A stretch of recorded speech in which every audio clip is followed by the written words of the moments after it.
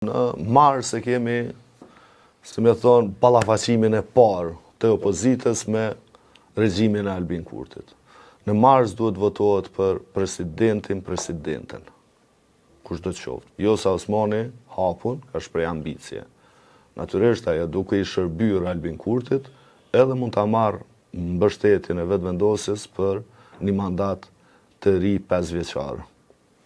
Sepse ajo ishte vetëm në shërbim të Albin Kurtit. Veçanërisht këtë vitin e fundit, mënyra se si u tjetërsua ajo pas do kritikave që për mu të rajshme që kishte në raport me Albin Kurtin, që një farforme interpretohen si një lloj presioni, shantazhi që unë të dalë kundër nëse ti nuk më rahaton mu në ambicjet e mia politike. Dhe tani duhen 80 vota. Dikush duhet shkoj prej opozitës t'ja bëj korumin. Ky është hapi i parë, ky është ballafaqimi i parë serioz i opozitës me Albin Kurtin. Peci po i kërcënon, thotë. Inshallah si hapin sora met e nuk qëndroni në sallë aty me votu presidenten se e shihni. Pra këta po i kërcënojnë se ju çojmë në zgjedhje. Edhe shkojmë zgjedhje. Shkojmë zgjedhje se ti po shantazhon. E dyta, çka ka me hup më shumë. Çka ka me hup LDK-ja më shumë. Dhe në atë kohë unë uroj dhe shpresoj që LDK-ja me zgjedh kryetarin e ri. Nëse nuk do me vazhdu natyrisht me Lumir Abdixhikun. Me zgjedh kryetarin e ri. Cili do t'jetë ky kryetar? Që ballafaqohet direkt me to. Do t'jetë Lutfi Aziri, Abdullah Hoti, Hikmeti Bajrami, Përparim Rama, Besnik Berisha.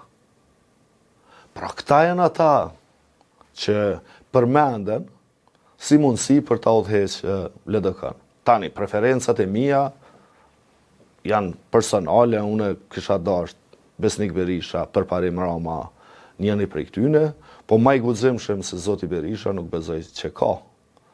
Ai do të ishte, si me thonë, luftetari i vërtet opozitar në raport me Albin Kurtin, se ai nuk ju friksohet për kur gjë.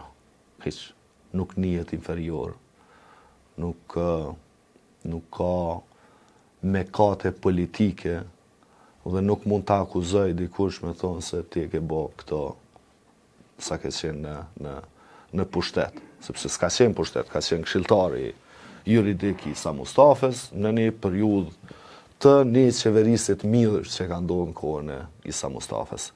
Tani në këtë ballafaqim që ka ndodhur në mars, është në gjendje kjo opozitë të mos ja bëj korumin, në dytë ta propozoj një kandidat të vetin për president, të propozoj një kandidat konsensual që do t'i mbulonte, si me thonë, ambicjet e secilit subjekt politik, apo do të bëhet rresht për ne për të shku për ta votu Vjosa Osmanin atje.